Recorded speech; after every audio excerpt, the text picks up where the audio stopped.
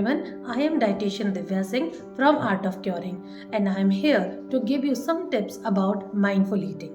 So first is pay attention when you are eating, what you are eating and how much you are eating. Second, you eat slowly and chew properly because did you know it takes 20 to 40 minutes to feel full. Third is use your all five senses like aroma of food, texture, color, and even flavor of the food. Fourth is eat when you are really feeling hungry. Don't wait until you are famished.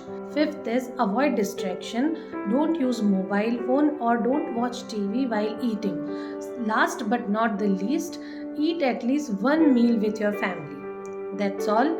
I would like to end with this. Anyone can do workout for an hour, but the real challenge is to control what goes on your plate for the other 23 hours. That's hard work. So if you want to be healthy, start practicing mindful eating. If try it today at home or at lunch. Eat healthy, stay healthy.